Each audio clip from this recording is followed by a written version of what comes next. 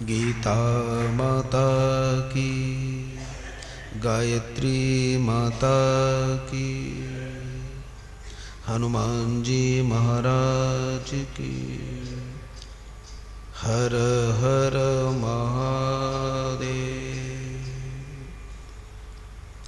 अजाय व्यक्तरूपाय कूटस्थाय च साक्षिणे सदाशिवस्वरूपाय श्री ओंकारानंद गुरवे नमः। श्री ओंकारानंद गुरवे नमः। ओं पार्थाय प्रतिबोधितां भगवता नारायणेन स्वयं व्यासेन ग्रथिता पुराणमुनिना मध्ये महाभारतम्। अद्वैतामृतवर्षिणीं भगवतीम् अष्टादशाध्यायिनीम् अम्ब त्वामनुसन्दधामि भगवद्गीते भवद्वेषिणी।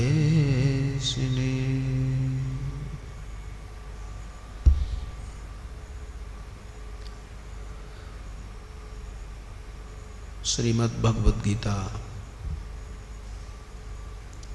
भगवान के हृदय की वाणी है, और जो बात हृदय से निकलती है वह सामने वाले को आत्मसात कर लेती है, उसके ऊपर उसका प्रत्यक्ष असर पड़ता है। हृदय की वाणी है श्रीमद् भगवद गीता भगवान के। और एक जगह तो भगवान श्री कृष्ण ने अर्जुन से कहा है बराह पुराण में कि गीता में हृदयम पार्थ, गीता में हृदयम पार्थ। बताओ इससे ज्यादा और क्या कहे परमात्मा। अर्जुन से कहा अर्जुन ये गीता मेरा हृदय है। हद कर दी। आप किसी को धन दे सकते हैं उसकी आवश्यकता की पूर्ति के लिए, अथवा धन से मिलने वाली वस्तुएं उसे दे सकते हैं, तन भी दे सकते हैं, लेकिन दिल हर एक को नहीं दिया जाता। दिल तो अपने निकटस्थ आत्मीय के लिए ही होता है। अर्जुन कितने भाग्यशाली हैं कि उन्हें भगवान ने अपना दिल दिया, और अर्जुन भी इतने उचित पात्र हैं कि उन्होंने भगवान के दिल को सुरक्षित रखा। बराह पुराण की ये कथा हमें बताती है कि दिल ऐसे को दो जो सुरक्षित रखे, और इस दुनिया को दिल दोगे तो इस दिल के टुकड़े हजार हुए, कोई यहां गिरा कोई वहां गिरा। तो ये गीता भगवान का हृदय है। गीता में हृदयम पार्थ।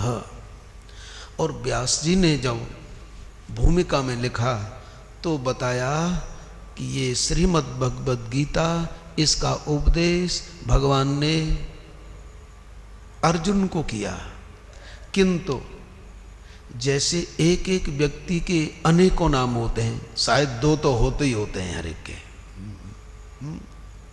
दो तो कम से कम होंगे। गांव के बोले का मुंह अलग, पंडित जी का अलग, और हो सकता है कि पढ़ने के रजिस्टर में अलग। तो ये अनेक नाम होते हैं, किंतु एक नाम मुख्य होता है। ऐसे ही अर्जुन के बहुत से नाम हैं।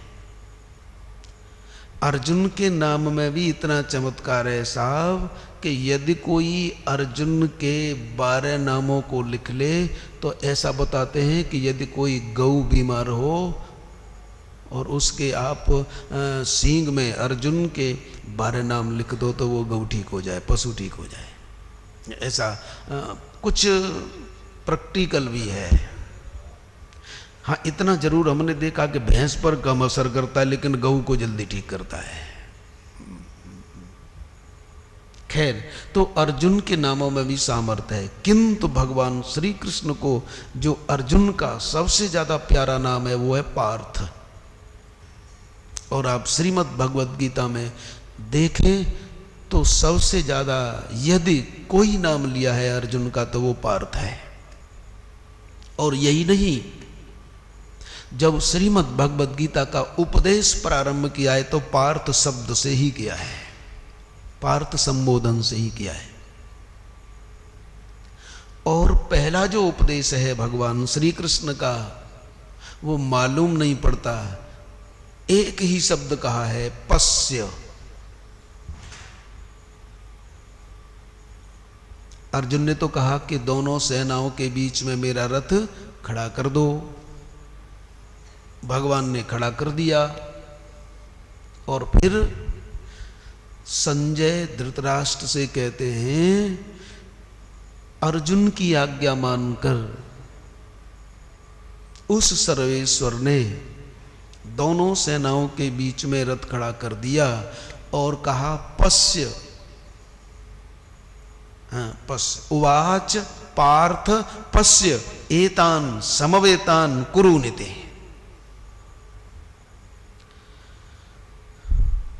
बस उपदेश तो पूरा हो गया, ये पश्य में ही सारा उपदेश हो गया, लेकिन तब तक अर्जुन शिष्य रूप में भगवान के सामने नहीं आया, इसलिए समझ में नहीं आया। तो जब तक हम किसी को आत्मसमर्पण नहीं करेंगे समझ में नहीं आएगा। तो मेरे कहने का मतलब पार्थ पर आओ कि भगवान को अर्जुन का पार्थ नाम ज्यादा प्यारा है। उवाच पार्थ पश्य एतान समवेतान कुरु निते। देख देख देख। और यदि इसे भी न माने कि चलो यहां से उपदेश नहीं है, लेकिन भगवान को पार्थ नाम इतना प्यारा है, इतना प्यारा है कि फिर दूसरे अध्याय के प्रारंभ में ही भगवान बहुत बड़ा उपदेश देते हैं, क्लैब्यमास्म गमः पार्थ। कितना बड़ा उपदेश है। अरे अर्जुन, तू नपुंसकता को प्राप्त हो रहा है, कायरता को प्राप्त हो रहा है, तुझे पता नहीं कि हमारे उपनिषद कहते हैं कि नायमात्मा बलहीनेन लभ्या। खैर, पार्थ नाम भगवान को अर्जुन का प्यारा है। लेकिन चलो चलते चलते अभी जो आपने सुना ना कि ओम पार्थाय प्रतिबोधिताम, ये गीता मुख्य रूप से इस गीता का श्रोता कौन है? पार्थ। अब थोड़ा पार्थ का अर्थ समझ लो, तब आगे के 14वें श्लोक पर विचार करेंगे। पार्थ, एक नाम तो सहज होते हैं सबके, कुछ नाम गौण होते हैं।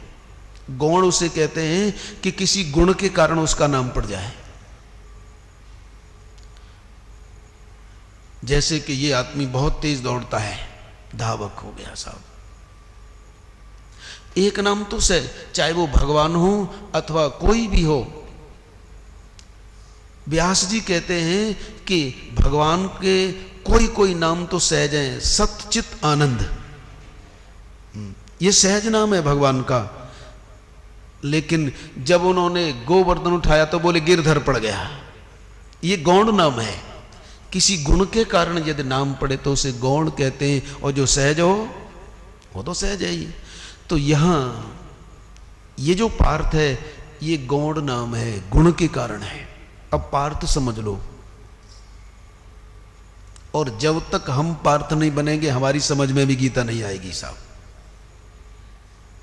क्योंकि ये गीता का उपदेश पार्थ के लिए कहा है, और पार्थ का मतलब होता है, अब पार्थ को थोड़ा संधि विच्छेद कर लो, क्योंकि डॉक्टरों को जब मालूम नहीं पड़ता तो देखते हैं कि पहले तो इसका एक्सरे करो, एक्सरे करवाओ साहब।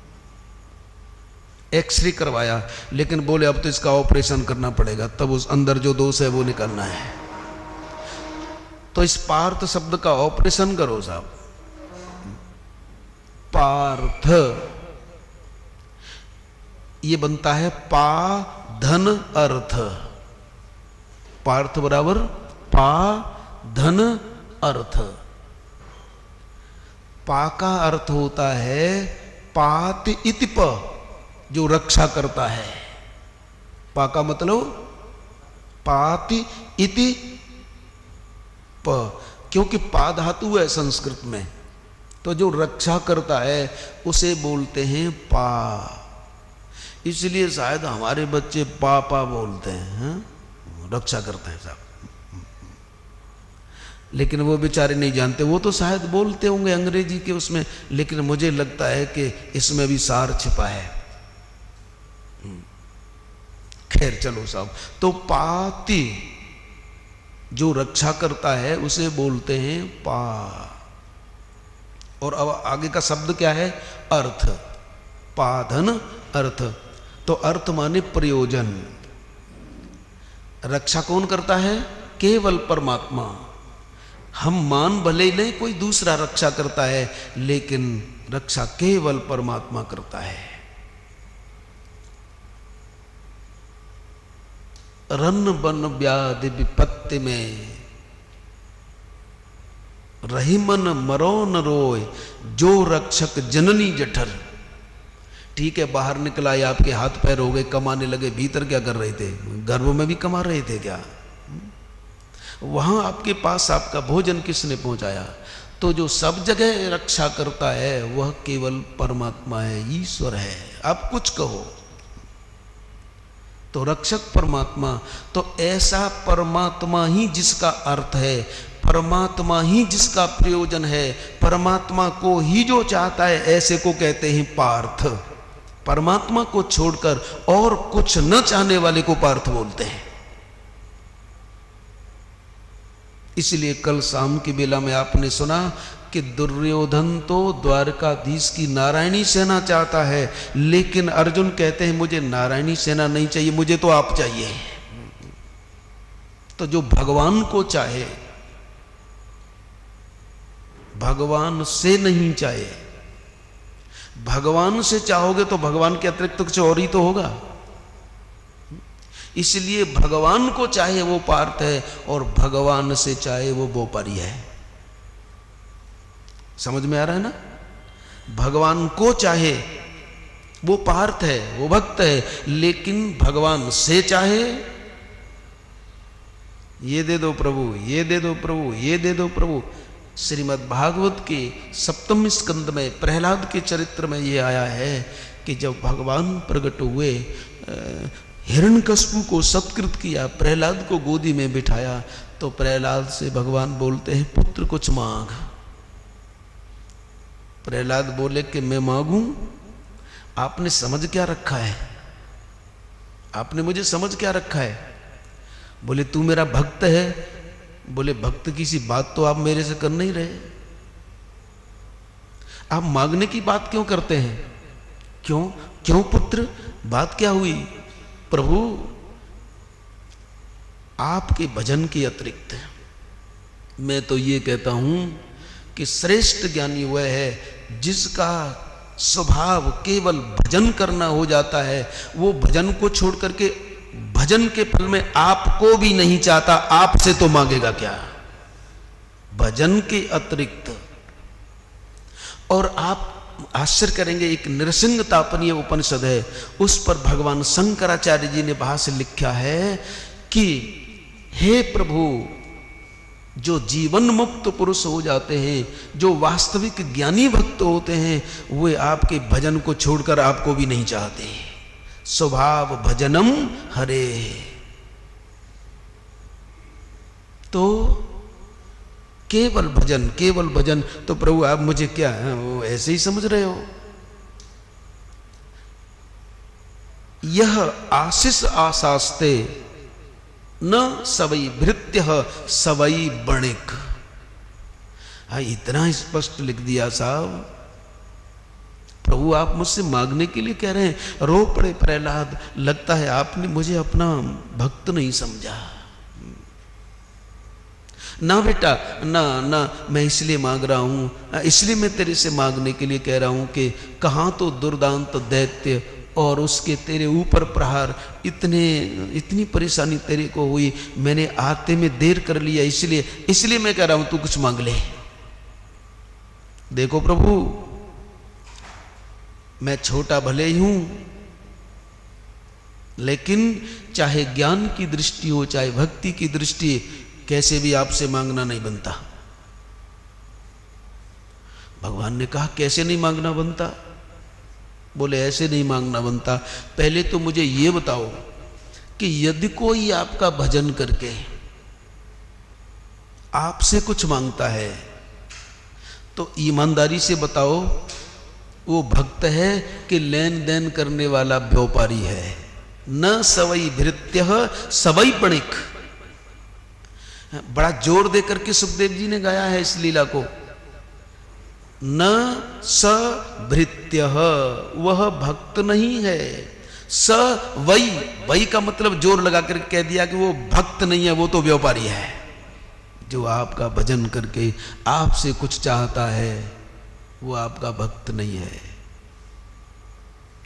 तो भगवान के भजन के अतिरिक्त भगवान से कुछ चाहो, ये तो क्या कहें, भगवान को भी मत चाहो। क्योंकि भगवान का भजन यदि हमारे पास है तो उसको आना पड़ेगा। पापा पापा, मम्मी मम्मी, जब बालक चिल्लाता है तो आना पड़ता है ना, जैसे बुलाया जा रहा है। तो पिता में जो वात्सल्य है, मां में जो वात्सल्य है, अरे उस अनंत करुणामय के वात्सल्य की एक बूंद भी नहीं है। तो न तो ज्ञान की दृष्टि से आपसे मांगना पड़ता है, और यदि आप लौकिक दृष्टि से कहो तब भी मांगना नहीं पड़ता है।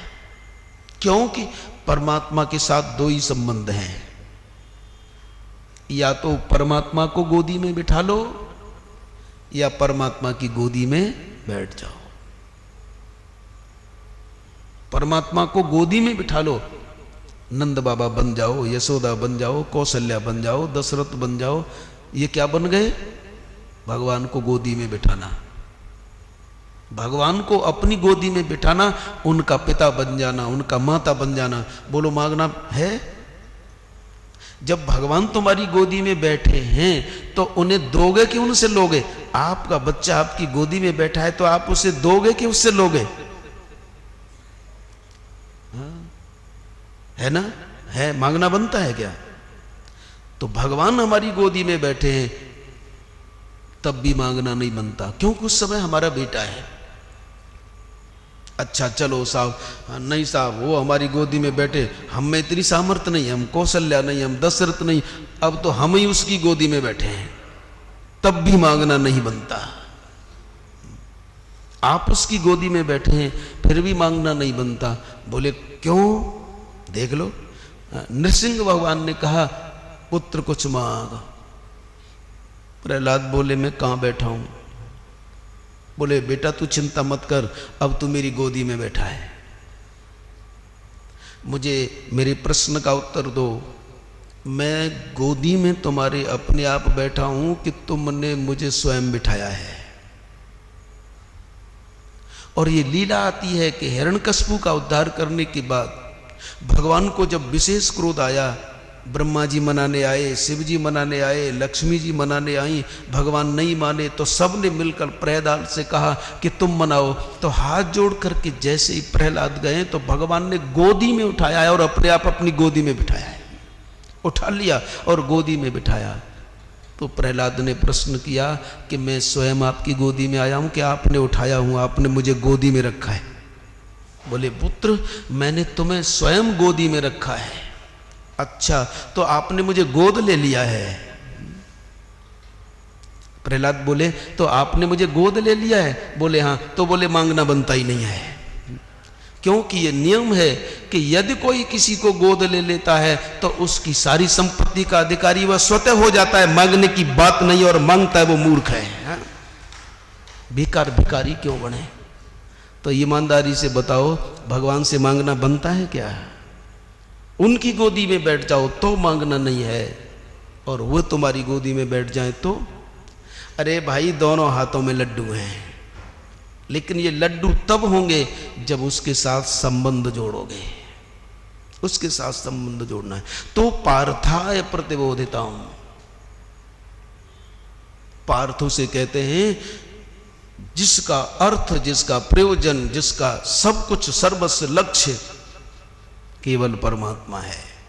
तो परमात्मा प्राप्ति जिसका लक्ष्य है उसकी समझ में गीता आएगी, लेकिन जिनकी इधर उधर दृष्टि है उनकी समझ में गीता नहीं आएगी। और मैं समझता हूं आपकी समझ में आ रही है, इसीलिए तो अधिक उत्साहित हैं आप, और मुझे भी लग रहा है कि साहब मैं भी कुछ कह रहा हूं, वो आपके कारण।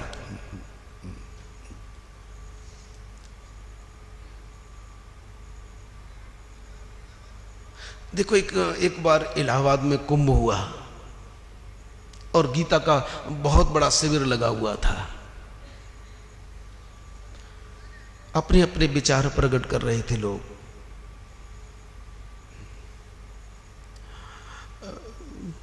एक ने कहा कि क्या करें, सुनते तो बहुत हैं, सुनते तो बहुत हैं, लेकिन समझ में नहीं आती। इतने में एक फक्कड़ संत चला आया, क्योंकि यूं कहने वाले बहुत थे कि समझ में नहीं आती, समझ में नहीं आती समझ। तो एक फक्कड़ संत चला आया। यद्यपि उसने औरों से पूछा, बहुत सारे विद्वान वहाँ थे, वो पूछने वाले ने कहा कि समझ में नहीं आती, समझ में नहीं आती। तो जैसा जैसा जैसा जिसने उचित समझा उत्तर दिया। लेकिन जब वो फक्कड़ आया तो फक्कड़ बोलता है, क्यों भैया तुम्हारी समझ में गीता नहीं आती? बोले हाँ। बोले आ क्या ऐसे ही जाएगी? तो बोले कैसे आएगी? बोले ये बताओ भगवान ने गीता किसको सुनाई? तो प्रश्न करने वाले ने कहा इतना तो जानता हूं कि भगवान ने गीता अर्जुन को सुनाई। बोले ना, तू ठीक नहीं जानता। वो फक्कड़ बोलता है, साहब फक्कड़ों की बात ही अलग है। बोले भगवान ने गीता अर्जुन को सुनाई? बोले ना। तो बोले किसको सुनाई? तो वो फक्कड़ बोलता है कि भगवान ने गीता अर्जुन को नहीं सुनाई, बल्कि एक मित्र ने मित्र को गीता सुनाई। जब तक उसे मित्र नहीं बनाओगे वो तुम्हारी समझ में नहीं आएगी। भगवान को मित्र बनाओ। अरे भगवान को कुछ भी बनाओ, पहले उसे संबंध जोड़ना पड़ेगा, तब दुनिया का संबंध टूटेगा। साहब माया मेताम तरंतते मामेव ये प्रपद्यन्ते माया मेताम तरंतते।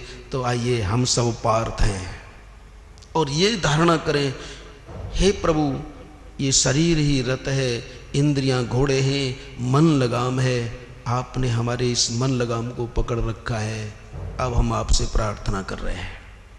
आइए अब भगवान क्या कहते हैं, निकालें 14वां अध्याय 7वां श्लोक।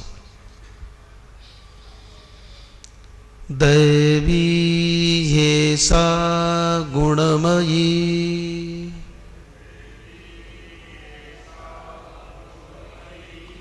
मम माया दुरत्यया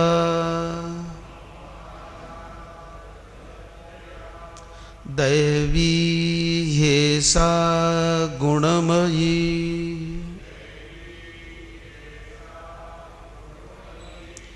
मम माया दुरत्यया मामेव ये प्रपद्यन्ते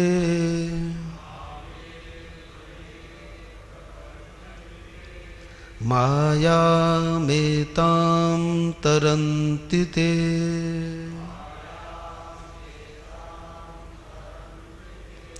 मायामेतां तरन्ति ते।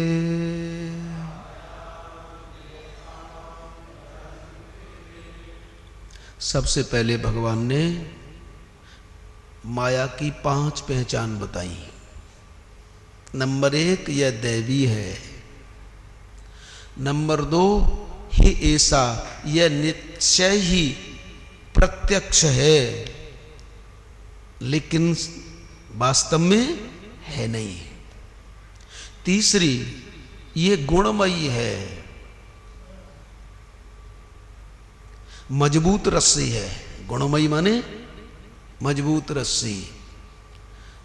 गांव के जो लोग हैं वो जानते हैं कि रस्सी में कम से कम 3 धाराएं होती हैं।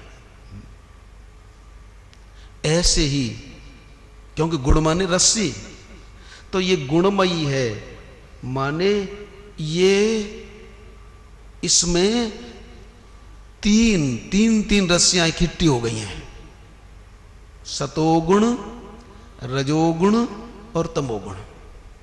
तो ये गुणमयी है, तीसरी पहचान। चौथी, मम माया, ये मेरी है। ये माया किसकी है? मेरी। अगली बात, और ये कैसी है? दुरत्यया, इसको आसानी से पार नहीं किया जा सकता। तो 5 पहचान बताई। नंबर 1 दैवी है, नंबर 2 प्रत्यक्ष है, नंबर 3 गुणमयी है, नंबर 4 यह मेरी है, और नंबर 5 इसको पार करना बड़ा मुश्किल बात है। इतनी बात सुनी तो अर्जुन घबरा गए, बोले फिर तो गड़बड़ हो गया काम, इसे कोई पार नहीं कर सकता। तो एक मित्र ने अपने मित्र को देखा कि घबरा गया, एक गुरु ने अपने शिष्य को देखा कि घबरा गया, तो बोलते हैं चिंता मत कर, मामेव ये प्रपद्यन्ते, जो मेरी शरण ग्रहण कर लेते हैं, मेरे चरणों के पास बैठ जाते हैं, माया में ताम तरंते, वो इस माया को पार कर जाते हैं। अब थोड़ा अर्जुन का दिल थमा, नहीं तो लगा कि हम तो गए काम से। जब ऐसी है तो अब आ जाइए विचार करते हैं। कल थोड़ा दैवी पर विचार किया, ये सब पर विचार किया, चलो गुणमयी का नंबर है। लेकिन थोड़ा, क्योंकि शास्त्र सुचिंतित पुण्य पुण्य देखिए, आप ध्यान देंगे इसमें संबंधवाचक 2 शब्द आए हैं, एक तो देवी और दूसरे मम। ये माया देवी है और मम भी है। क्या कह रहे हैं भगवान? कि ये देवी है, फिर बोल रहे हैं कि मेरी है। देवी है और फिर बोलते मेरी है। तो देव क्या अलग है और मम अलग है क्या? सावधान, थोड़ा सावधान हो जाओ, क्योंकि गीता है ना, भगवान का गाया हुआ गीत है साहब। तो आइए विचार करते हैं एक बार पुनः। बोलो गीता माता की, हनुमान जी महाराज की। बल बुद्धि विद्या देव मोय, हरऊ कलेश विकार। अब आइए विचार करते हैं। तो अब तक विचार किया कि ये दैवी है, प्रत्यक्ष है। तो कल देवी का अर्थ था कि ये चमकदार है, लेकिन वास्तव में चमकीली नहीं है एक दृष्टि से। लेकिन दैवीय, यहां दैवीय का मतलब है कि, अब विचार करना, जैसे कि आपके हाथ में गीता की पुस्तक लगी है, तो आपके हाथ में होने के कारण आप क्या बोलेंगे? ये मेरी है, मेरी है। ऐसे ही देवीय का मतलब है कि देवता की है। पहले तो कल तो दैवी शब्द पर विचार किया माया को लेकर कि माया बड़ी चमकीली है, लेकिन आज थोड़ा और गहरा बैठ जाओ। दैवीय बोले देवता की है, तो चमकीला देवता है कि माया है? देवता की है, देवी है, तो चमकदार ये वास्तव में देवता है कि माया है?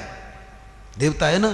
क्योंकि कल जो थोड़ा संकेत किया था कि ये जो दिव धातु है, दिव का मतलब देवता, दिव का मतलब प्रकाशशील, तो यहां दैवीय का मतलब है जो अत्यंत स्वयं प्रकाश परमात्मा है। ये जो प्रकाश स्वरूप है, प्रकाश स्वरूप परमात्मा में है।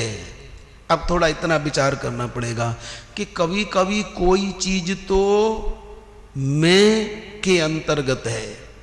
जैसे आप भवन में बैठे हैं, आप कहाँ हैं? भवन में। और एक स्थिति हो जाती है कि मैं भवन की छत पर बैठा हूं, और विभक्ति दोनों में एक ही है, सप्तमी।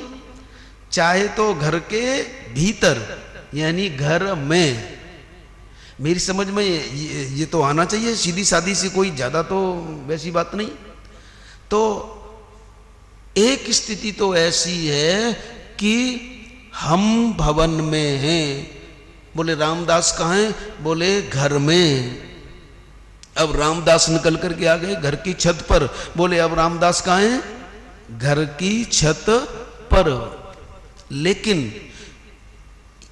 चाहे घर की छत पर हो, चाहे घर में हो, संस्कृत में यदि तुम विभक्ति का प्रयोग करोगे तो इसमें सप्तमी विभक्ति ही होगी।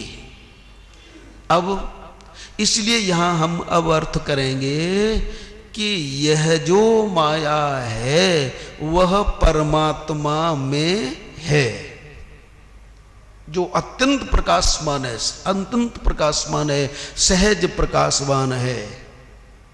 सब कर परम प्रकाशक जोई, राम अनादि अवधपति सोई। जो सहज प्रकाशशील है, तो यह माया उस परमात्मा में है जो सहज प्रकाश रूप है। यानी सहज वास्तविक प्रकाश तो परमात्मा में है, लेकिन क्योंकि यह माया उस परमात्मा में है, इसलिए उसके प्रकाश के कारण यह माया चमकीली लग रही है, नहीं तो वास्तव में प्रकाश। जैसे कि अब यहां उदाहरण दिया है साहब, तुलसीदास जी ने थोड़ा संकेत किया है। जासु सत्यता ते जड़ माया, भास सत्य इव मोह सहाया। जैसे कल आपने विचार किया था, क्योंकि अनेक एक लक्षण को एक दूसरे से मिला के चलो। कल विचार किया ये प्रत्यक्ष है, सही मालूम पड़ती है, और यहां आज सहज प्रकाश रूप भगवान है, माया उसमें अध्यस्त है। परमात्मा के प्रकाश के सानिध्य के कारण ये लग रही है कि ये प्रकाशवान है। जैसे कि निपस्य मायाविकम हारम, उदाहरण दिया कि जैसे राजा के गले में मुलम्मा का हार भी लोग कहते हैं कि यह वास्तव में सोने का है। राजा के गले में यदि मुलम्मा का हार हो तो लोग कहते हैं कि यह वास्तव में सोने का है।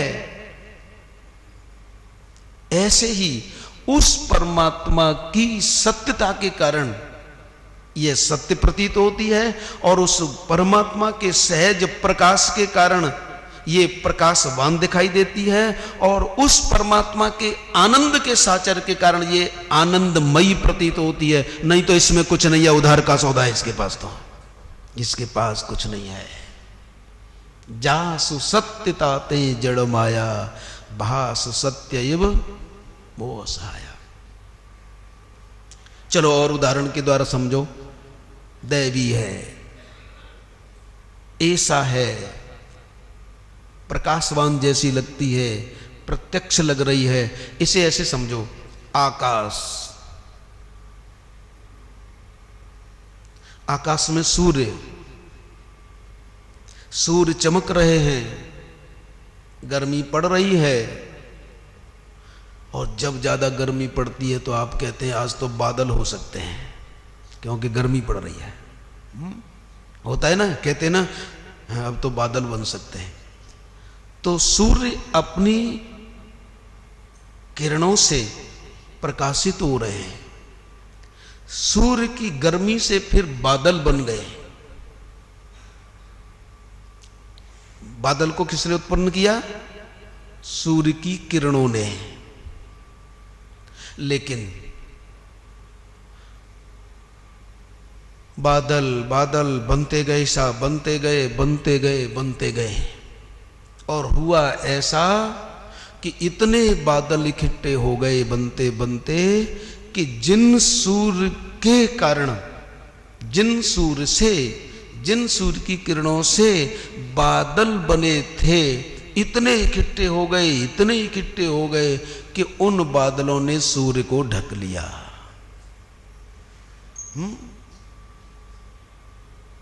सूर्य की किरणों से बादल बने और उन बादलों ने सूर्य को ढक लिया। और नादान कहते हैं कि सूर्य नहीं है, अब सूर्य नहीं है।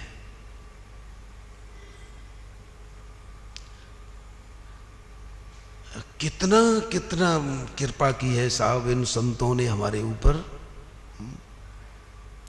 ये मत सोचना कि मैं कुछ आपको बता रहा हूं, ये तो मैंने कहीं से सीखा है वो आपको बता रहा हूं, मेरा कुछ नहीं है, मत सोचो के। हाँ, तो सूर्य की किरणों से बने बादल और इकट्ठे हुए बादलों ने सूर्य को ढक लिया।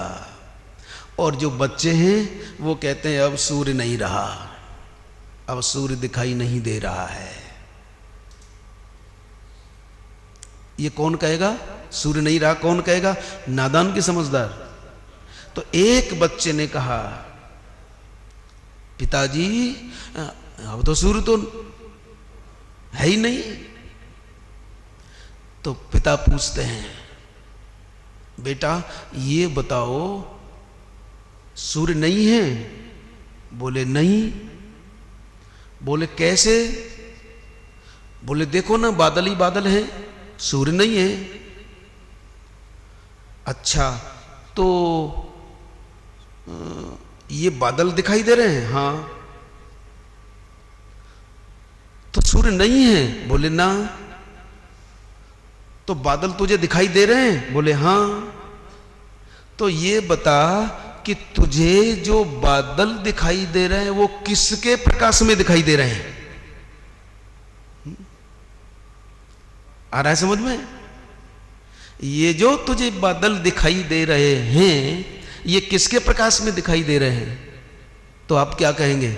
सूर्य के ही प्रकाश में दिखाई दे रहे हैं। बोले नादान तू कहता है वो नहीं है, लेकिन यदि उसका प्रकाश नहीं होता तो तू कैसे बता देता कि बादल मुझे दिखाई दे रहा है? क्योंकि उसकी किरणों से ही, उसके प्रकाश से ही तू बादल को देख रहा है। ऐसे ही वास्तव में उस परमात्मा का ही प्रकाश है जिससे कि हम बादलों को भी देख रहे हैं और जो कुछ देख रहे हैं वो देख रहे हैं, लेकिन हम नादानी से कहते हैं कि वो नहीं है।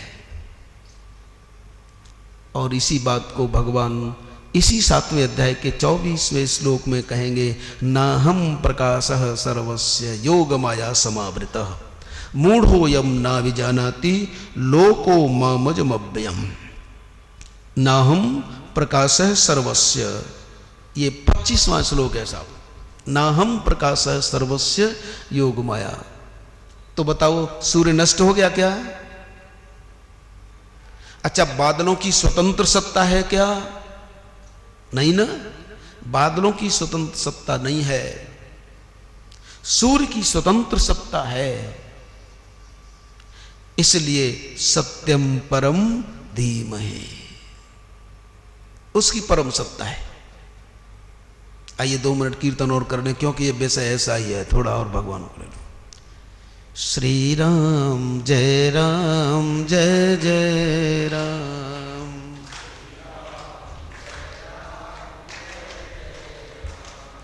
श्री राम जय जय राम,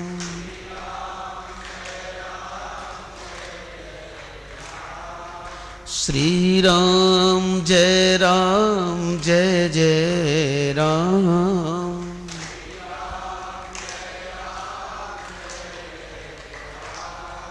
श्री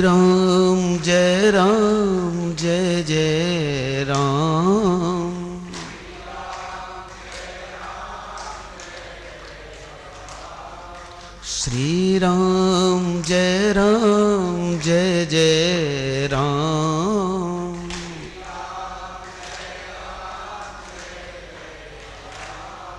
श्री राम जय जय राम, श्री राम जय जय राम,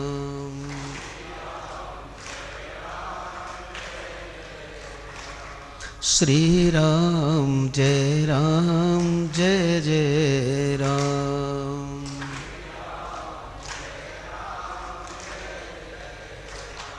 श्री राम जय जय राम,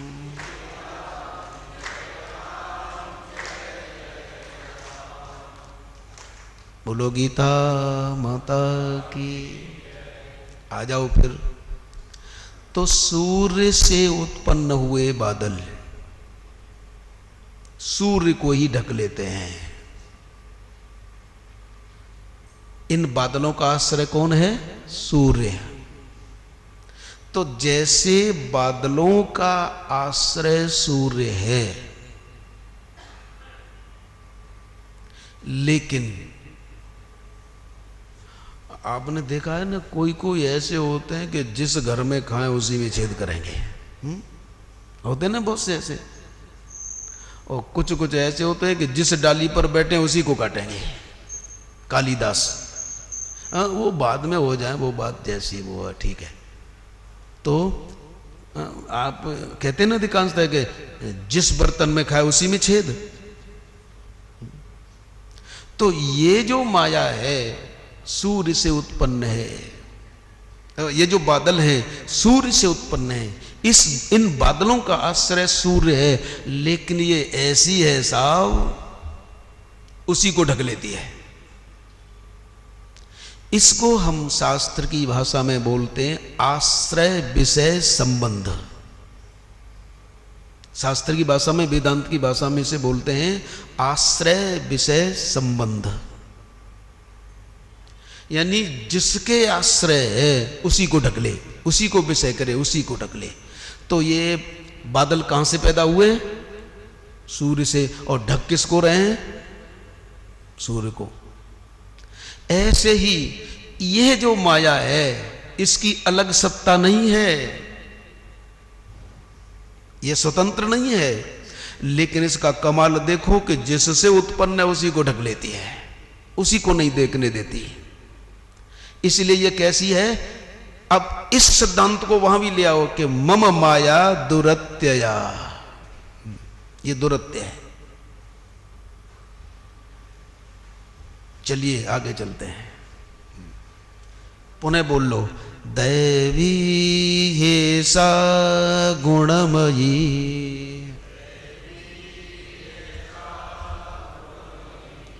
मम माया दुरत्यया,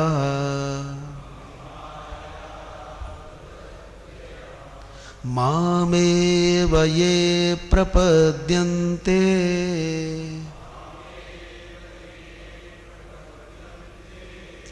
मायामेतां तरन्ति ते।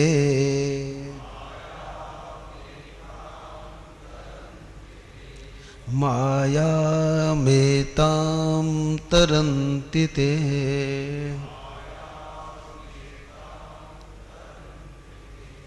अब तीसरे पर विचार करो, गुणमयी।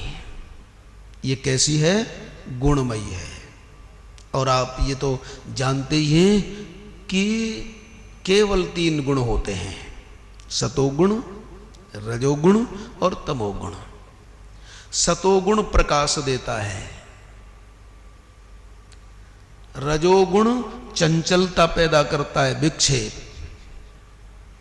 और तमोगुण अंधेरा देता है। सतोगुण से प्रकाश होता है, रजोगुण से विक्षेप होता है। जब जब तुम्हें टेंशन हो तो समझ लेना रजोगुण बढ़ रहा है। आजकल टेंशन बहुत चल रहा है साहब, थोड़े से ही टेंशन। ऐसा मालूम पड़ता है कि आपने आनंद से पेंशन ले लिया है और टेंशन में बढ़ गया हो। तो सतोगुण प्रकाश देता है, रजोगुण विक्षेप देता है और तमोगुण अंधेरा। तो मम माया दुरत्यया, ये गुणमयी जो माया है ये गुणमयी है साहब। देखो, जब तुम बैठे हो और सहज सहज ऐसा लग रहा हो, अच्छे अच्छे विचार आ रहे हो, तो समझना सतोगुण बढ़ रहा है। और जब ये मन में आए कि ये काम तो मेरा ठीक चल रहा है, इसे और बढ़ा दूं, तो समझ लो अब रजोगुण बढ़ रहा है। और सोचो कि अब तो बहुत ऐसा है, चलो सो जाओ, आलस आए। ये तीनों गुण एक घेरे में रहते हैं साहब, और आते रहते हैं आते रहते हैं, यहां तक कि कथा में भी तमोगुण आ जाता है साहब। कभी कभी सुनते सुनते आलस आता है कि नहीं, जमाई आती है कि नहीं आती, ये तमोगुण है। और कभी कभी सुनते सुनते बोले कि अरे कितना समय बाकी है, विक्षेप हो, बोले ये रजोगुण है। लेकिन जब बात समझ में आ रही है, वो शांति आ रही है, ये सतोगुण है। लेकिन ध्यान रखना, अच्छे विचार आए, अच्छी बात है, वो सतोगुण के हैं। विक्षेप होने लगे, वो रजोगुण के हैं। और आलस आने लगे, वह तमोगुण के हैं। लेकिन ये तीनों लक्षण किसके हैं? माया के। तुम तो फिर भी इनसे अलग हो। आप कहो कि इसका प्रमाण क्या है? जैसे मैं इस फूल को देख रहा हूं, इसका मतलब है फूल मुझसे अलग है और मैं इससे अलग हूं। तो जब तुम्हारे अंदर शांति के विचार आने लगे तो सोचना ये सतोगुण के हैं। ये निश्चित समझना कि आप में तो आकार पिकार विकार विकार कुछ भी नहीं है। आप में कुछ भी नहीं है, आप में संकल्प विकल्प कुछ नहीं है। मैं फूल को देख रहा हूं, इसका मतलब फूल अलग है। तो सतोगुण से जब उठने वाले, सतोगुण से पैदा होने वाले विचार जब आने लगे तो भगवान को धन्यवाद तो देना, प्रभु तैने बहुत अच्छी कृपा की है, लेकिन उसमें फंस मत जाना। क्योंकि कभी कभी लोग कहते हैं कि अब तो हमें ज्ञान बहुत हो गया, अब हमें कुछ नहीं करना है साहब। गीता बहुत बार पढ़ लिया, रामायण बहुत बार सुन लिया, अब हम पूरे, हमें कहीं नहीं जाना। ये सुख संगेन बदनाते ज्ञान संगेन अचानक, ऐसा सोच लोगे तो इसका मतलब है कि तुम फंस गए। एक उदाहरण, में एक कथा पढ़ी थी हमने कि जर्मनी का एक विद्वान, उसने माथे पर पट्टी बांध ली, पेट पर पट्टी बांध ली, घूम रहा था। विद्वान, ज्ञानी नहीं, विद्वान में और ज्ञानी में अंतर है। खैर चलो, तो माथे पर पट्टी बांधे, पेट पर पट्टी बांधे, घूम रहा था। किसी ने कहा कि अरे ये क्या कर रहे हो, ये क्या है? तो बोला कि अब मेरे को इतना नॉलेज हो गई है, इतना नॉलेज हो गई है, इतना ज्ञान हो गया है, मैंने पट्टी इसलिए बांधी है कि ज्यादा हो गया तो मेरा माथा फट जाएगा। है पागल है ना? बोले अब ज्ञान मेरे पेट में इतना भर गया है कि और ज्यादा आया तो पेट फट जाएगा। अरे पागल, जो तू कह रहा है, तू तो इन सब से अलग है। तू तो अनंत ज्ञानवान है, अभी तैने थोड़ा ही देखा है। इसलिए जब कभी ऐसी बात आए कि अब तो बहुत पढ़ लिया है, बहुत, अब तो हम शांति से सो रहे हैं साहब, शांति से सो रहे हो इसका मतलब शांति का उपभोग कर रहे हो। और जीवन में जब जब जिस वस्तु का उपभोग करोगे तो वो विकार पैदा करेगा, और वस्तु का उपयोग करोगे तो वह कल्याणकारी है। तो सतोगुण आए, विक्षेप आए, अंधेरा आए, परेशान मत होना, क्योंकि इन तीनों में से तुम कोई नहीं हो, तुम तो इनके दृष्टा हो। जैसे मैं फूल देख रहा हूं, इसका मतलब फूल अलग है, वैसे ही शांति के विचार आ रहे हैं और मैं उन विचारों को देख रहा हूं। बोलो अलग हो कि नहीं?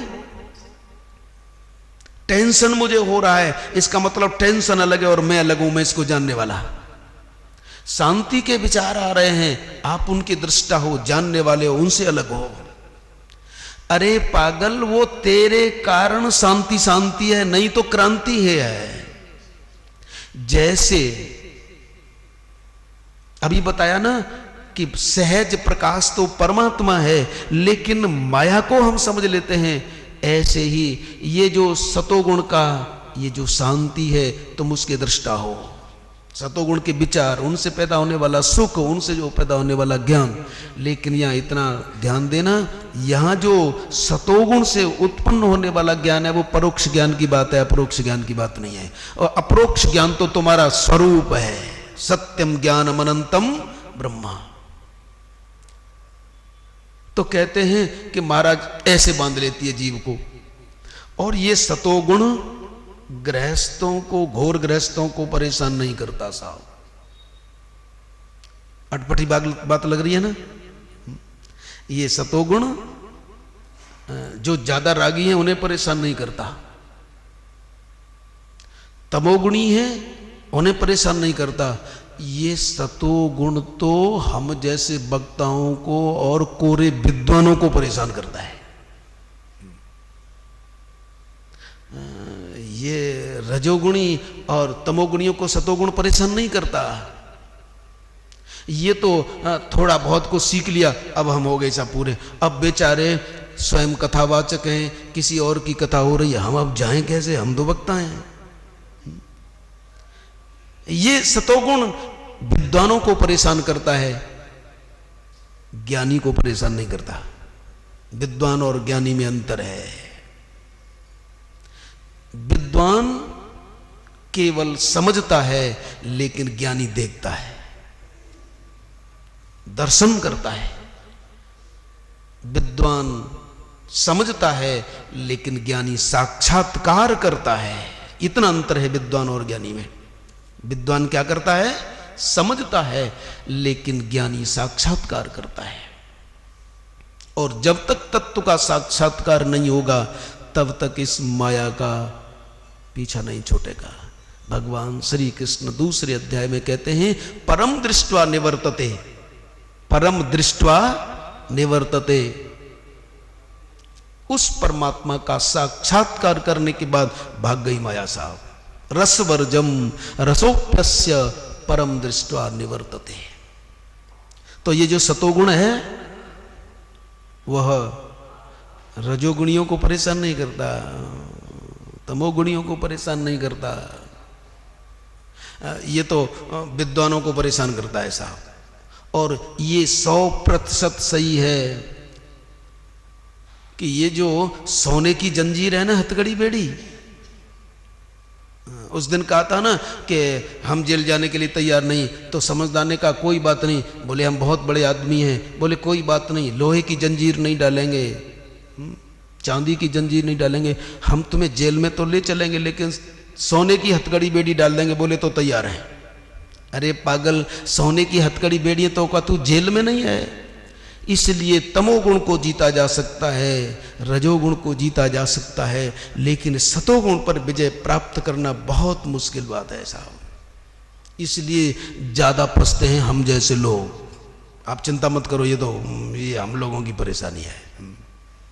बड़ा न जाने पाइए साहिब के दरबार, द्वारे ही सो लागी है सहजो मोटी मार। तो ये सतोगुण, इसे ऐसे समझो, आपके अंदर सतोगुण के विचार आए, क्यों गुणमयी पर विचार चल रहा है ना, गुणमयी है। ये बड़ी रस्सी, मजबूत रस्सी है साहब, इकेरी नहीं तिहरी है। देवी है सा गुणमयी, इकेरी नहीं है, तिहरी है, बांध लेती है, मजबूत बांध लेती है। ऐसे समझो सतोगुण कैसे बांधता है, ऐसे समझो। अभी तो केवल सिद्धांत से, लेकिन विस्तार से समझो सतोगुण कैसे बांधता है। आप बैठे थे, सतोगुण के विचार आए परोपकार करूं, सतोगुण के विचार आए कि मेरा पड़ोसी गरीब है कुछ उसे दे आऊं, तो आपने उसे कुछ दिया। किसी ने आपको देते देख लिया और उसने कहा कि वो रामदास तो बड़े दयालु हैं, देखो कितने दिन से वो परेशान था और उसकी परेशानी दूर कर दी। अब किसी ने रामदास के सत्कर्म का प्रकाश कर दिया, दूसरे को मालूम पड़ा, तीसरे को मालूम पड़ा, और महाराज सबको मालूम पड़ा। फिर रामदास को भी मालूम पड़ा कि अरे मेरी तो जय जयकार हो रही है, मेरी तो जय जयकार हो रही है। और जैसे ही सतोगुण से उत्पन्न सत्कार्य किया आपने, तो आपका यश होने लगा। और जब यश होने लगा तो बोले ये सबसे मजबूत रस्सी है, ये नहीं निकलने देती, ये सबसे खतरनाक है। पुत्र छोड़ा जा सकता है, राज्य छोड़ा जा सकता है, लेकिन इस यश की कामना को छोड़ना बड़ा मुश्किल बात है। कंचन तजना सहज है, सहज त्रिया का नेह, मान बढ़ाई ईर्षा दुर्लभ तजना। कंचन तजना सहज है, लोग राज्य छोड़ करके चले गए, भूप राज तज होए भिकारी। राज्य छोड़ा जा सकता है, पुत्र छोड़े जा सकते हैं, पत्नी छोड़ी जा सकती है, लेकिन घर छोड़कर चले गए, राज्य छोड़ा, पत्नी छोड़ी, पुत्र छोड़े। और महाराज यहाँ जब घर रहते थे तो ज्वाला सिंह थे, लेकिन वह अब ज्वालानंद हो गए, छोड़ दिया ना सब कुछ। लेकिन ऐसा हुआ, अब तो सब लोग पहुंचते हैं उनके पास, लोग पहुंचते हैं उनके पास। स्वामी जी ऐसी बात नहीं, हमें मालूम है आपने ये छोड़ा है, ये छोड़ा है, ये छोड़ा है, ये छोड़ा है। तो देखने के लिए तो वो, अब जैसे यहाँ ज्वाला प्रसाद नाम था, ज्वाला सिंह नाम था, और सन्यास जब लेते हैं तो कहते उसके पीछे आनंद लिख देते हैं ना। तो गए अपने गुरुजी के पास, तो गुरुजी ने कहा बेटा अब ऐसा है, तुमने सब कुछ छोड़ दिया, अब तक तुम ज्वाला सिंह थे, लेकिन ज्वाला नाम ही लेना बेकार है, अब मैं तुम्हारा नाम शांतानंद रख देता हूं। ठीक है। अब साहब लोगों को मालूम पड़ा कि ये ऐसे वैसे स्वामी जी नहीं है, बहुत कुछ छोड़ करके आए, बहुत कुछ छोड़ करके आए। लेकिन एक मित्र को ज्वाला सिंह की कमजोरी पता था साहब, जो पड़ोसी था। बड़ी जय जयकार होने लगी, अब तो ज्वाला सिंह से शांतानंद हो गए, बड़ी जय जयकार होने लगी। अब लोग कहने लगे, बोले मैं जानता हूं इसकी कमजोरी, कंचन तजना सहज है, सहज त्रिया का नेह। उस मित्र ने कहा कि आ जाओ मेरे पास, मैं जानता हूं इसकी कमजोरी। तुम ये सोचते हो कि भगवान ने जो कहा है कि गुणमयी माया ये पार हो गया, क्या आओ मेरे साथ। देवी हे सा गुणमयी तेरी रस्सी है, मजबूत रस्सी, आओ मेरे पास। गए साहब, अब मित्र गए, पड़ोसी जिन्हें मालूम है कि अब उन्होंने संन्यास ले लिया। बड़ी जय जयकार हो रही थी साहब, इतना छोड़ा, इतना छोड़ा, इतना छोड़ा। और जैसे ये पड़ोसी मित्र कहा, हाँ और बताइए ज्वाला सिंह क्या हो रहा है। उसने तो अपना पुराना नाम मित्र ने जाकर के कहा, अब उसे क्या पता, वैसे वो जानता है कि नाम परिवर्तन हो जाता है, लेकिन जानबूझ करके बोलता है, ज्वाला सिंह क्या हो रहा है? आंख निकाल करके बोले, ये तू नहीं जानता कि अब मैं नहीं हूं वो? आंख निकली तो मित्र सोचने लगा कि हाँ हाँ है, बीज अभी है, लेकिन और लोग अभी नहीं पहचान पाए। लेकिन फिर अब मित्र को थोड़ा सिगरेट पीने की आदत थी, जो पड़ोसी गया है उनके पास, जेब में से सिगरेट निकाली, वो ज्वाला सिंह थोड़ा वो देना, वो माचिस, दांती मीसी है, ये तू है?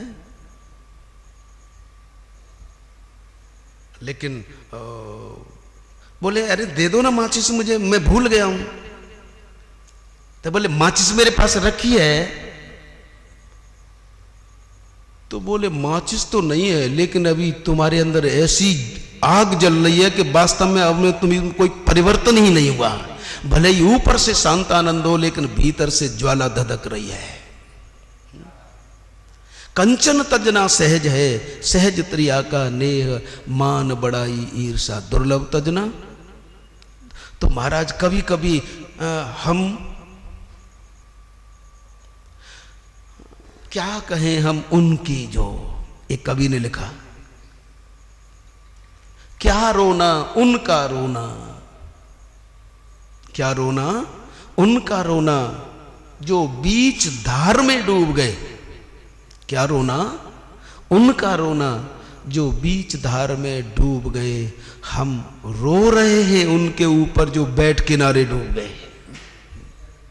हम रो रहे हैं उनके लिए जो बैठ किनारे। अरे मझधार में डूबे कोई तो डूब जाए, लेकिन किनारे पर आकर के डूबना, किनारे पर आके डूबने का मतलब है कि हमने जो सतोगुणी काम किए, सतोगुण के द्वारा जो काम किए और हमारा यश होने लगा, हम उस यश में फंस गए। सुख संगे न बदनाति ज्ञान संगे न चानगा। ये सुख संग का मतलब है जो प्रशंसा हो रही थी। लेकिन जो चतुर ज्ञानी होते हैं, चतुर भक्त होते हैं, वो क्या करते हैं भाई, मामे वये प्रपद्यन्ते माया मेताम तरन्ते थे। क्योंकि हरेक लक्षण बताया और हरेक के साथ उपाय भी बताया। यश को पचाना मुश्किल, लेकिन भगवान कहते हैं तू सतोगुण में नहीं फंसेगा। तमोगुण से कैसे बचेगा, रजोगुण से कैसे बचेगा, सतोगुण से कैसे बचेगा, ये सभी उपाय तो भगवान बताएंगे। इसलिए सतोगुण से बचने का उपाय, रजोगुण से बचने का उपाय, तमोगुण से बचने का उपाय केवल एक, मामेव ये प्रपद्यन्ते, जो केवल मेरे चरणों के आश्रित हो जाते हैं, माया मेताम तरन्ते, वो इस माया को पार कर जाते हैं।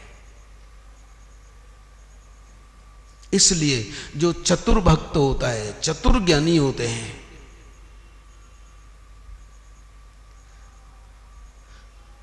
आप ज़्यादा शहर में रहते हैं लेकिन गांव का भी कुछ न कुछ अनुभव होगा। ये जो किसान करते हैं, किसान खेती करते हैं,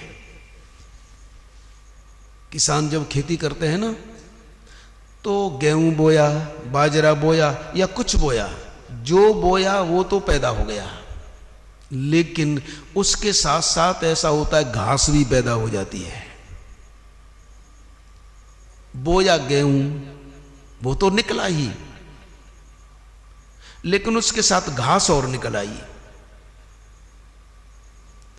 तो जो समझदार किसान होते हैं वो विचार करते हैं कि गेहूं उपजा तो खूब है, ये बाजरा उपजा तो खूब है, लेकिन इसके साथ एक ऐसी चीज निकली है घास, बोले ये बढ़ गई तो मेरे बाजरा को नहीं ठीक होने देगी, मेरी गेहूं को ठीक नहीं होने देगी। इसलिए जो चतुर किसान होते हैं वो क्या करते हैं कि कृषि निरावह चतुर किसाना। चतुर जो किसान होते हैं वो खुरपी से खेत को निराते जरूर हैं। हमारे बुजुर्ग कहा करते थे कि कुत्ता की जीभ में और खुरपी में अमृत होता है। ये बुजुर्ग कहते थे साहब, कुत्ता की जीभ में और खुरपी में आप तो डॉक्टर साहब के पास जाओगे कि अब सेप्टिक होने वाली है, लेकिन कुत्ता चाट चाट करके ठीक कर लेता है। तो कुत्ता की जीभ में और खुरपी में अमृत होता है। तो ये जो किसान है वो समझदार किसान, आलसी नहीं, ध्यान देना, आलसी नहीं, चतुर जो किसान है वो तुरंत खेती को निरा देता है, घास को निकाल देता है। और जब घास को निकाल देता है तो जो उसने बीज बोया था वो लहलाता है और खूब फल देता है, खूब फसल देता है। ऐसे ही तुम दान की खेती करो, तप की खेती करो, दया की खेती करो, ये सब सतोगुण की खेती है। तप की खेती करो, दया की खेती करो, दान की खेती करो, ये तो अंकुर हो गएंगे, लेकिन साथ ही साथ यश की घास भी उगने लगेगी। यदि तुमने घास को नहीं निराया, यदि यश को नहीं निराया, तो फिर यह खेती चौपट हो जाएगी।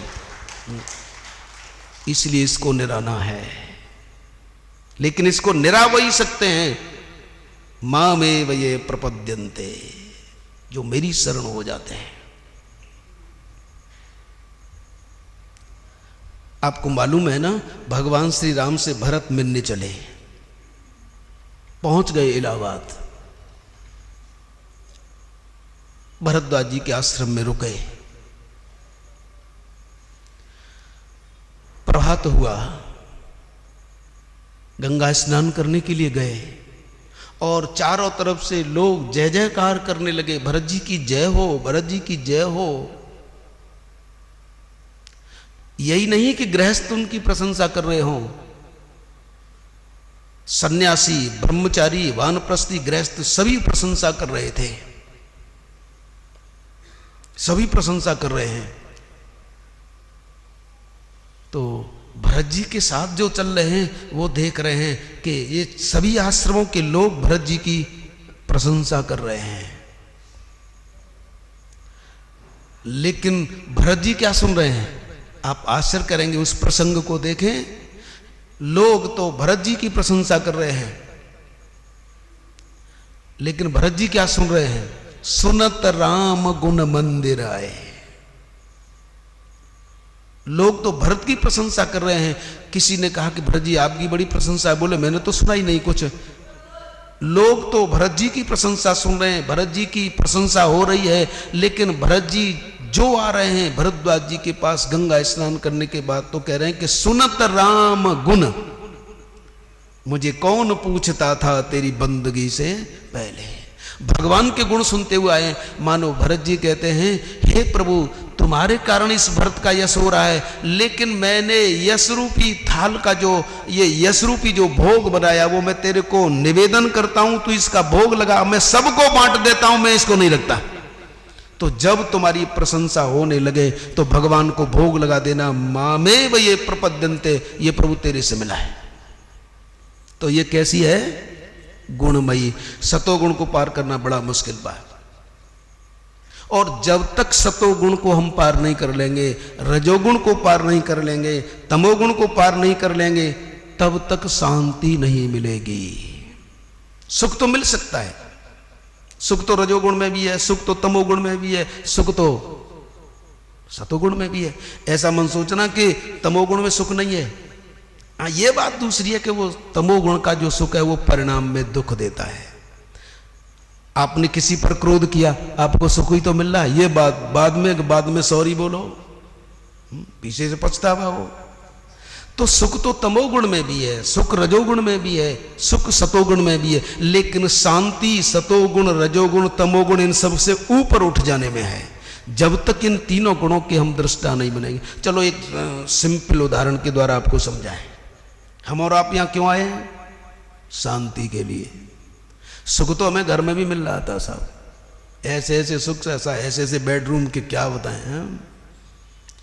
ठंड लगे तो गर्म पानी कर लो, गर्म लगे तो एसी चला लो। सुख से तो छोड़ करके आए हो, आप सुख को छोड़ करके आए हो, शांति के लिए आए हो।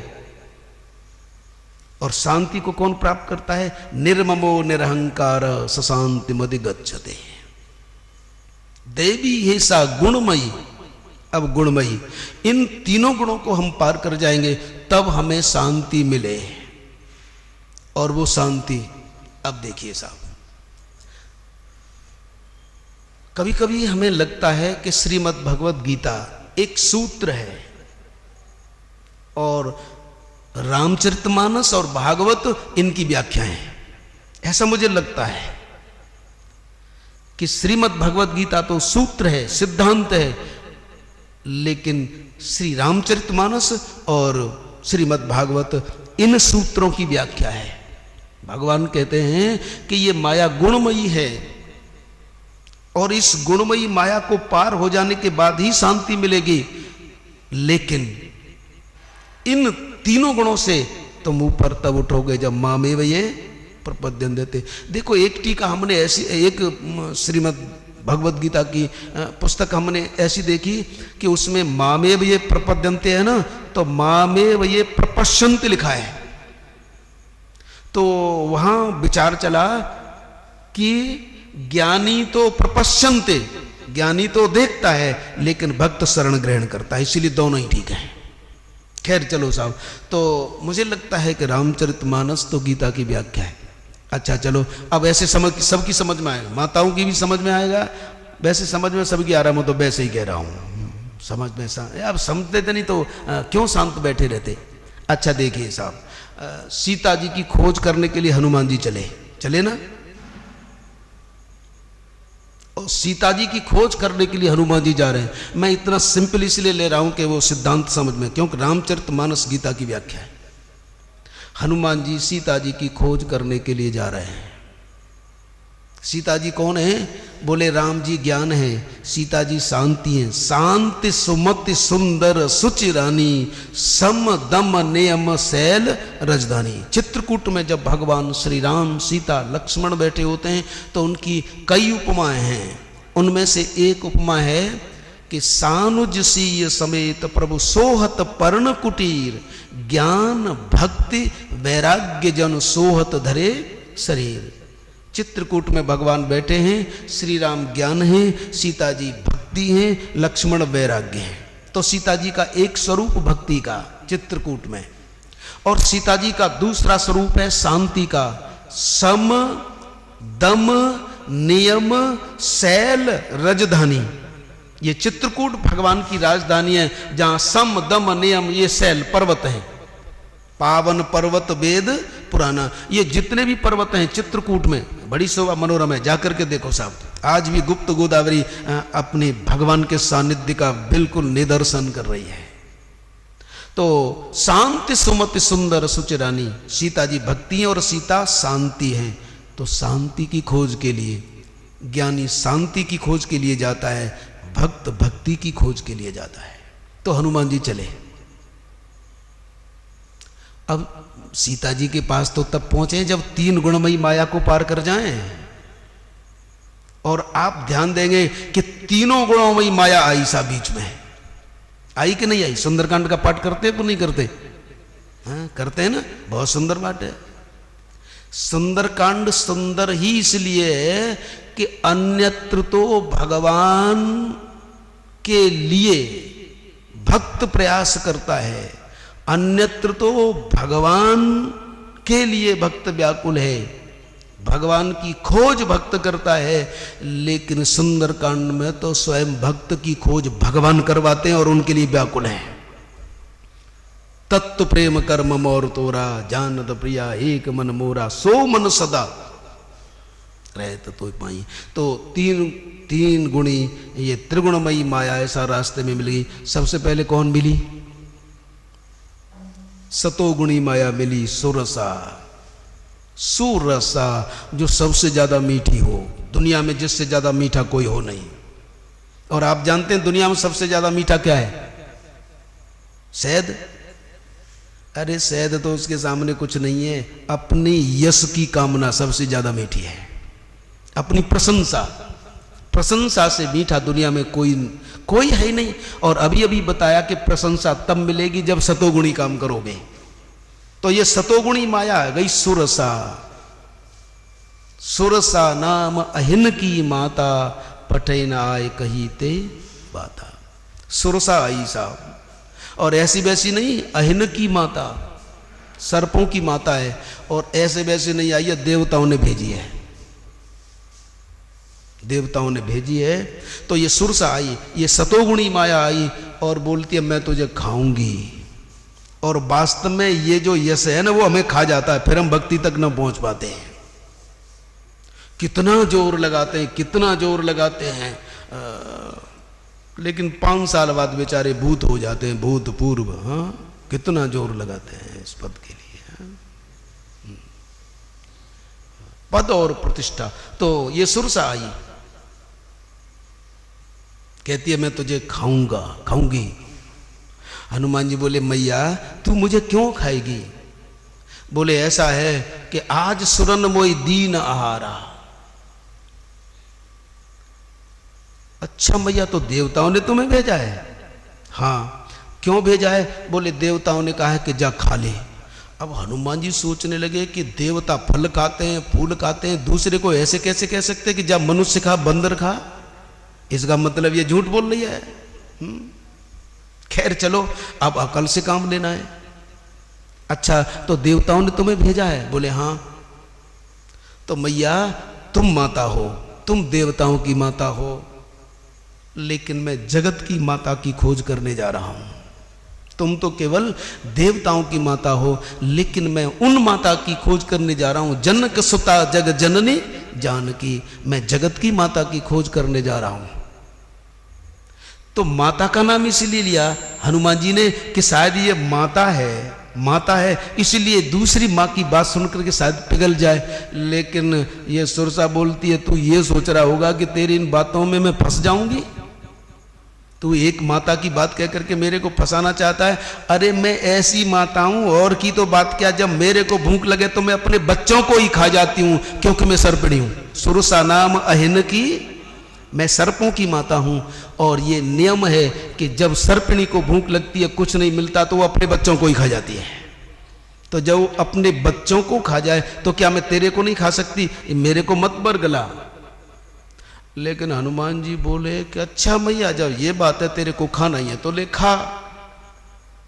हनुमान जी ने शरीर बढ़ाया, सुरसा ने बढ़ाया मोह। हनुमान जी दूने दूने दूने दूने दूने होते गए, सुरसा भी बढ़ती गई। जैसे जैसे पुण्य के काम करते जाओगे, पुण्य के काम करते जाओगे, तो ये सुरसा भी दूनी होती जाएगी। तुम और दूना होगे तो ये और दूनी होती जाओगी, और दूनी होती जाएगी। अब हनुमान जी ने विचार किया ये दूने चौंकने का तो चक्कर चलता ही रहेगा, ये तो बेकार है। इसलिए अत्यंत छोटे बन गए। इस यश की कामना को कैसे जीता जा सकता है? अत्यंत छोटे बन गए। और क्या किया? बहुत छोटे बन गए, बहुत छोटे बन गए। क्या किया कि नाक में होकर के प्रवेश किया सुरसा के में, और मुंह में होकर के निकल आए, और कहते ले मैया मैं तो तेरे भीतर चला गया और बाहर आके खड़ा हूं, अब खा ले। अब सुरसा बोलती है कि मैं कुत्ता थोड़ी हूं जो अपने मुंह से निकले हुए को खा लूं। ये तो कुत्ता ही ऐसा होता है कि बमन कर दे और फिर चाट ले, लेकिन मैं ऐसा नहीं कर सकती। और वास्तव में बात ये है, हे हनुमंतलाल, हे मेरे पुत्र, तुम भगवान के भक्त हो। मुझे कोई यदि कोई जीत सकता है, तुम जैसे छोटे होकर के ही जीत सकता है। इसीलिए जब कभी तुम्हारी प्रशंसा होने लगे तो बहुत विनम्र बन जाना, वो अपने आप भाग जाएगी, अपने आप भाग जाएगी। तो सुरसा को जीता, सतोगुण को जीता।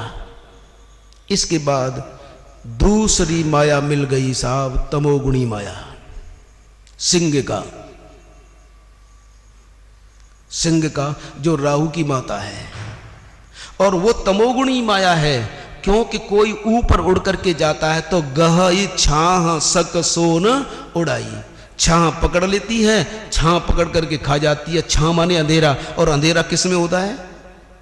तमोगुण में होता है कि ना। इसलिए साहब उसने भी पकड़ा, लेकिन मामे ये प्रपद्यन्ते माया में ताम तरंते, उस सिंह का ने भी पकड़ा।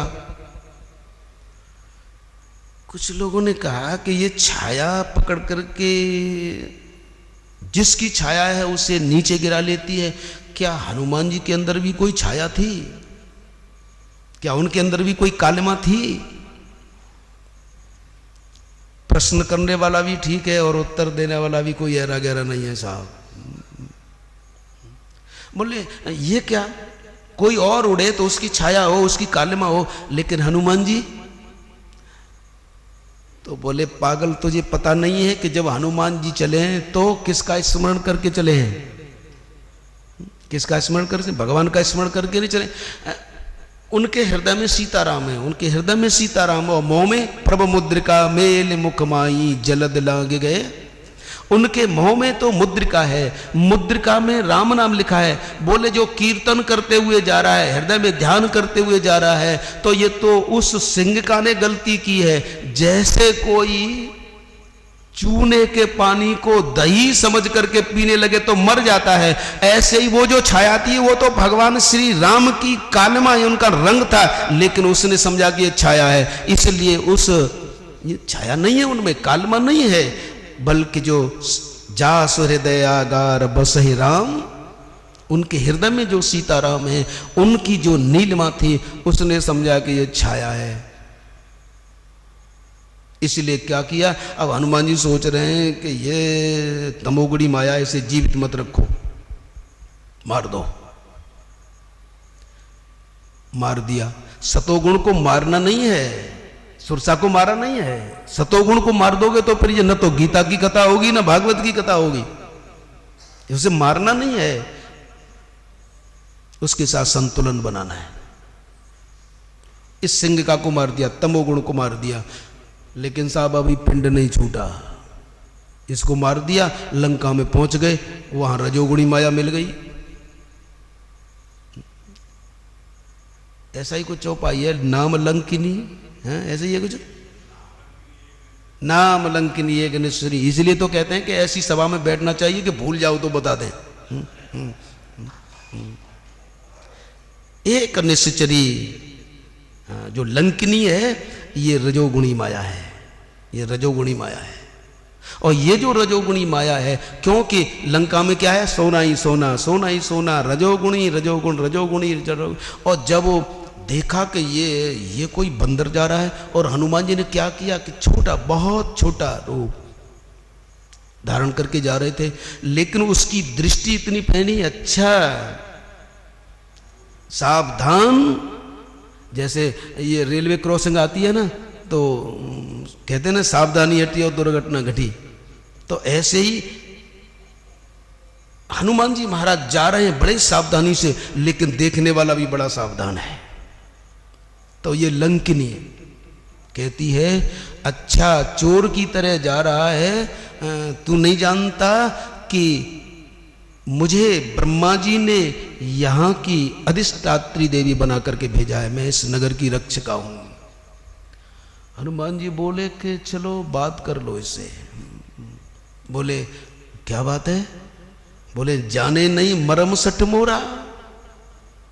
सठ मरम नहीं जानता मोरा?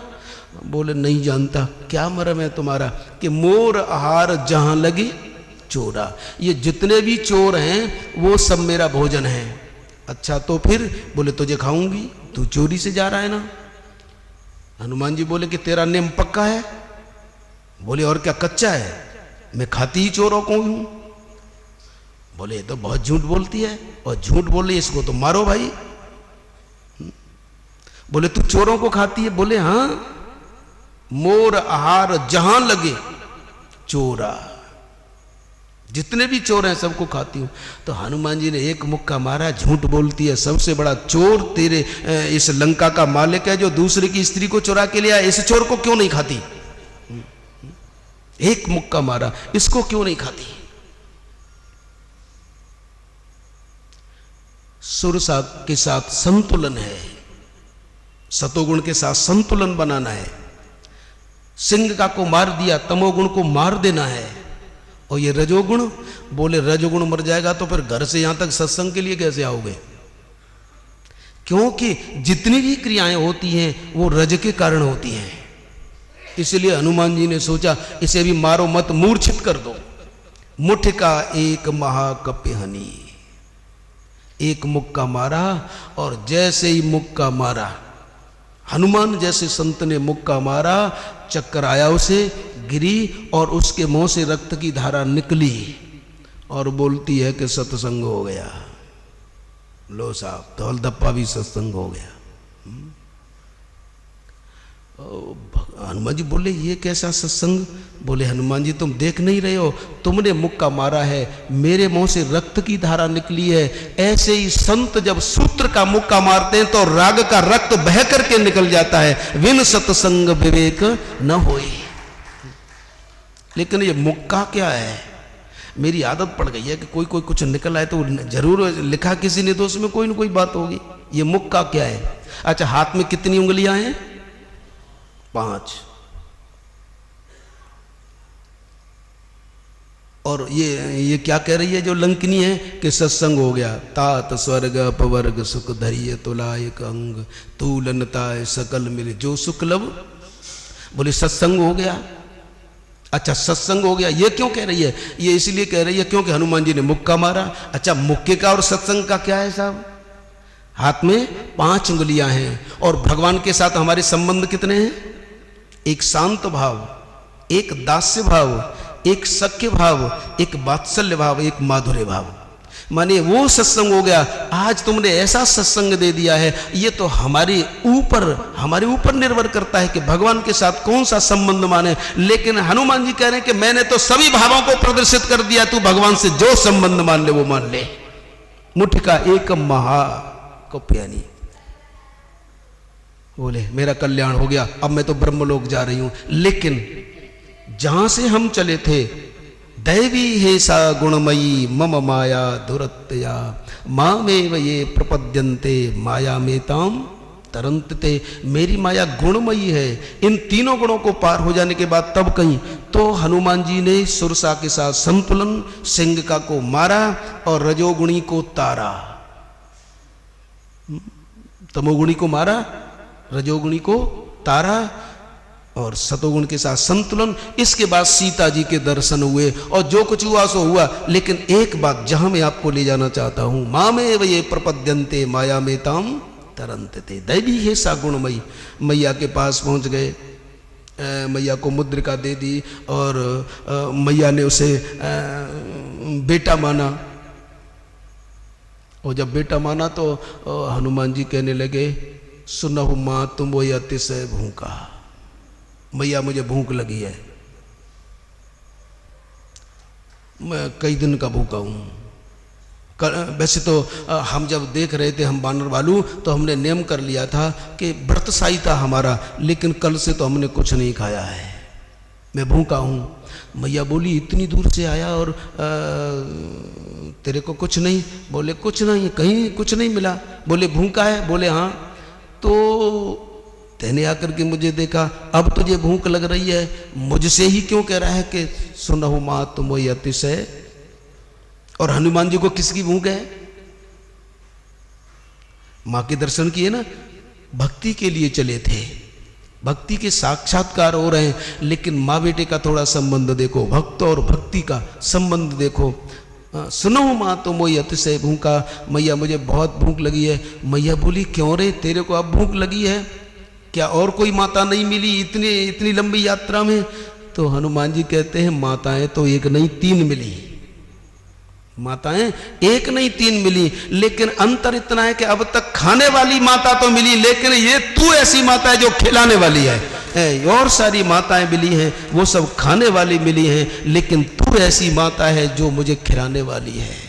तो कहने का मतलब भले ही सतोगुणी माया हो, रजोगुणी माया हो, तमोगुणी माया हो, ये सब तुम्हें खाने वाली है, लेकिन भक्ति ही एक ऐसी माता है जो तुम्हें खिलाने वाली है। इसलिए दैवी है सा गुणमयी मम माया।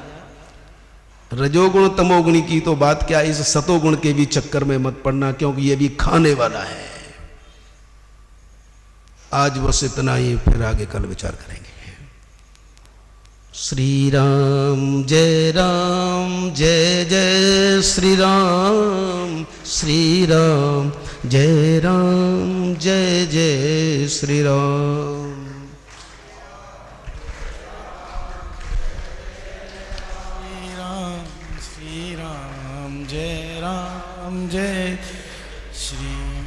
श्री राम जय जय श्री राम, श्री राम जय जय श्री राम। श्री राम जय जय श्री राम